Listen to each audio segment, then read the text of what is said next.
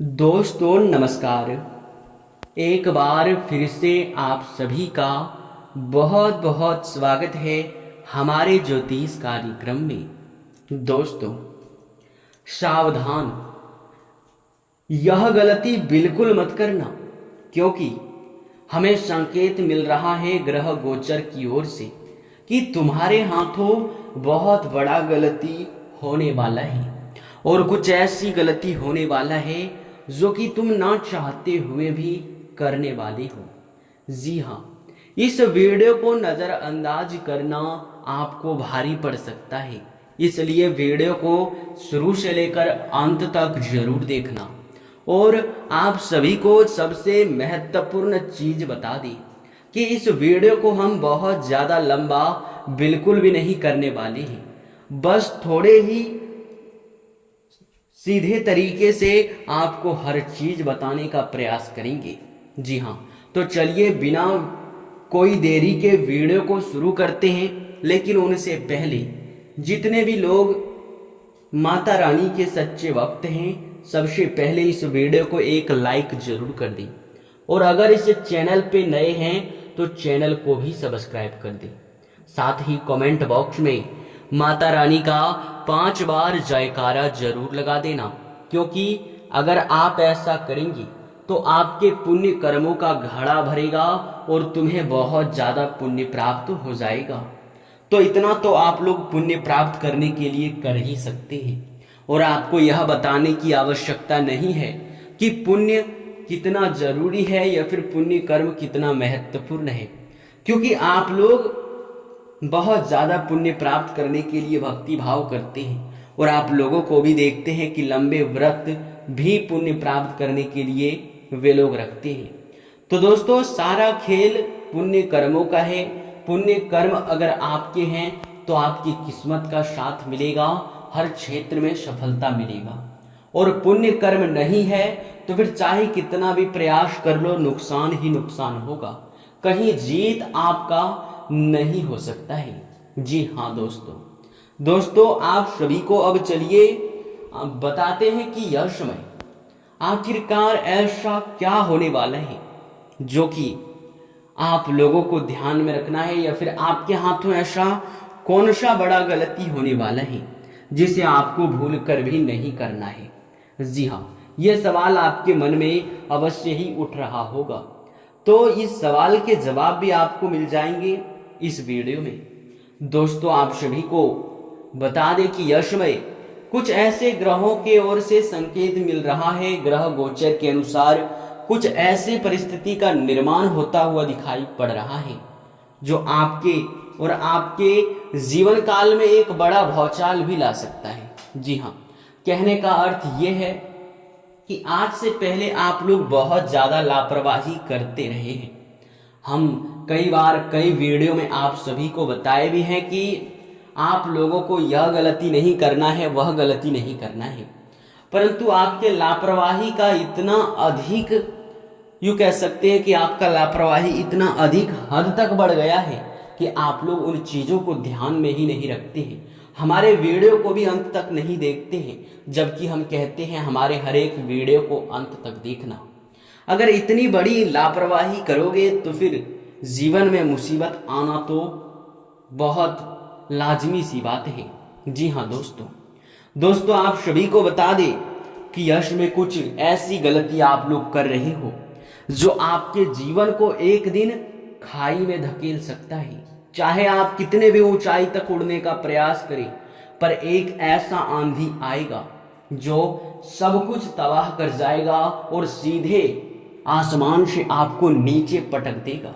जी हाँ दोस्तों, इस बात का बुरा मत मानना, क्योंकि हमें इस प्रकार के उदाहरण आपको देना ही पड़ता है, क्योंकि अगर नहीं देते हैं तो आप लोग बातों को सीरियसली भी नहीं लेते हैं और आप लोग ध्यान भी नहीं देते हैं। जी हाँ दोस्तों आप सभी को बता दें कि हम यह बात नहीं कह रहे हैं, आप सब यह समझ लीजिए कि ग्रहों की ओर से ऐसा हमें संकेत मिल रहा है, बस हम एक मोहरा है, यह आपको स्वयं ही माता रानी संकेत देना चाहता है और उनका मोहरा हम बन चुके हैं। जी हाँ दोस्तों, तो दोस्तों ऐसी कौन सी गलती है जो आप लोगों के लिए अच्छा नहीं है, जो आपको पूरी तरह से बर्बाद कर सकता है? इनके बारे में जानकर आपके भी रोंगटे खड़े होने वाले हैं, क्योंकि दोस्तों आप लोगों ने लापरवाही का सारी हदें ही पार कर दिए हैं। जी हाँ दोस्तों, लापरवाही इतना हद तक बढ़ चुका है कि आप लोग समझ भी नहीं पा रहे हैं कि कहाँ पुण्य प्राप्त हो रहा है और कहाँ आप लोगों को नुकसान हो रहा है। और दोस्तों सोचने वाली बात यह भी हो जाता है कि आप लोगों ने इतना अधिक जब अपने जीवन काल में पुण्य प्राप्त करने के लिए प्रयास किया है, तो फिर आप लोग इतना गलती क्यों करते हो? आखिर लापरवाह आप कैसे हो सकते हैं? जबकि दोस्तों हम आपको हर बार कहते हैं, हाथ जोड़कर कहते हैं कि आपके जीवन काल में हमेशा ही किसी न किसी एक देवी देवता का नजर होता है, कोई ना कोई एक देवी देवता आपके पास होता है। जी हाँ दोस्तों, और ऐसे में आप लोग अगर कोई लापरवाही जानबूझ कर करते हैं तो फिर वह देवता आपके ऊपर बहुत नाराज होते हैं। आपके गलतियों की वजह से वे आपको बहुत अधिक बुरा भी समझ लेते हैं, जो कि ये आपको नहीं करना चाहिए। जी हाँ दोस्तों, और बाद में आपको पछतावा होता है और आप बहुत ज़्यादा पछताते भी हैं। तो आखिर ऐसा करने का क्या फ़ायदा? आपका क्या ही चला जाएगा अगर इस वीडियो को आप अंत तक देख लेंगे और बातों को समझ लेंगे। हम कोई बड़ा आपको कुछ नहीं बताने वाले हैं, कुछ आदतों को सुधारने के बारे में आपको कुछ बताने वाले हैं। जी हाँ, और इस वीडियो को हम आपको यकीन दिलाते हैं कि लंबा बिल्कुल भी नहीं करेंगे। तो चलिए अब पूरे सीधे तरीके से मुद्दे पर आते हैं और जानते हैं कि आप लोग कौन सा गलती करते हो और उनका क्या परिणाम निकलता है। देखिए, हम आपको यह बता दें कि आपके आस पड़ोस के लोग हो, आपके मोहल्ले के लोग हो, या फिर आपके कोई भी पुराने मित्र या कोई भी हो जो बार बार आपके सामने अपने दुखों को सुनाकर मदद मांगता है, अपने दुखों को मिटाने के लिए आपसे मदद मांगता है, आपका फायदा भी कई बार जो लोग उठा चुके हैं, उन लोगों के ऊपर भी यश में आप लोगों को भरोसा नहीं करना है। लेकिन असली मुद्दा ये नहीं है, असली मुद्दा तो ये है कि आपको किसी भी व्यक्ति का मदद नहीं करना चाहिए, खासकर उनके दुखों को मिटाने के लिए। जी हाँ, क्योंकि दोस्तों हम आप सभी को बता दें कि हम आपको ये नहीं कह रहे हैं कि आप किसी का मदद मत कीजिएगा। आप लोग उन लोगों का मदद कर सकते हैं जिनका भरोसा भगवान के ऊपर होता है, जिनका सब कुछ भगवान है, जैसे कि भिखारी हुआ, साधु संत हुआ, कोई पागल व्यक्ति हुआ। उन लोगों का हर चीज भगवान के ऊपर होता है। तो अगर ऐसे जगह पर आप दान करेंगे तो आपको बहुत पुण्य प्राप्त होगा। लेकिन अगर आप सोचेंगे कि दान करने से बहुत फायदा होता है, बहुत पुण्य प्राप्त होता है, और इसी बीच अगर आप लोग अपने मोहल्ले के, अपने आस पड़ोस के लोग जब आपके सामने आकर आपसे मदद मांगते हैं, कोई दुख उन्हें पड़ जाता है तो उनके लिए आपसे सहयोग मांगते हैं, तो आप लोग मत दीजिएगा। क्योंकि उनके जीवन में दुख इसलिए आया क्योंकि उन्होंने कोई पाप का काम किया होगा। उनके जीवन में यूं ही दुख नहीं आता। अगर उनके पुण्य कर्म बहुत अच्छे होते तो उनके जीवन में दुख क्यों आता? आखिर क्यों? क्योंकि भगवान उनके साथ कभी बुरा नहीं करता है जो लोगों का अच्छा करता है। जिनके मन में अच्छे अच्छे सोच होते हैं, नकारात्मक सोच जिनके मन में नहीं होते हैं, उनके ऊपर कभी कोई कष्ट नहीं आता है। और अगर आता भी है तो उस कष्ट से वह बहुत जल्द खुद ही मेहनत करके निकल जाती है। तो ऐसे में अगर आप सोचेंगे कि वह बहुत दुखी है, दुख में है, उनका हम मदद कर दें, तो ये आप विधि के विधान को नहीं बदल सकते। क्योंकि उन्होंने पाप के कार्य किए हैं तो उनको भोगना तो पड़ेगा ही। पाप के काम किए हैं तो उन्हें उस दुख को तो झेलना ही पड़ेगा। और उसी बीच अगर आप उनके दुखों को मिटाने का प्रयास करेंगे तो यूं समझ लीजिए कि आप अपने हाथों से उनके पाप को बटोर रहे हैं। जी हाँ, तो इस बात को आप समझ चुके होंगे, हम आशा कर सकते हैं। अगर नहीं समझे हैं तो थोड़ा दिमाग में जोर डालिए, समझ जाइएगा।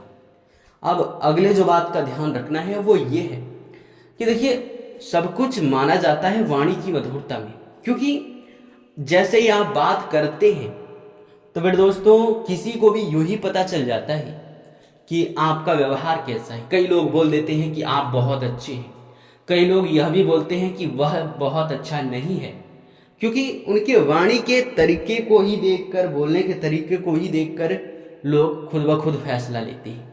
और अगर ऐसे में आप लोग किसी से गाली गलौज करेंगे, किसी से वाद विवाद करेंगे, कोई ऐसा काम करेंगे जिनसे लोगों को बुरा लगे, लोग आपको बद्दुआ दें, तो ऐसे सिचुएशन में भाग्य खराब होना निश्चित है, ग्रहों की दशा बिगड़ना निश्चित है और आपके जीवन में पाप लगना निश्चित है। जी हाँ, आजकल के इस युग में जो चल रहा है, ऐसे में इस बात पर कोई भरोसा नहीं करता है, पर जो भरोसा नहीं करता है उनके साथ भी यह चीज होता है, भले ही वह भरोसा करे या ना करे। जी हाँ, इसके उपरांत ही दोस्तों आपको एक और बात का ध्यान रखना है।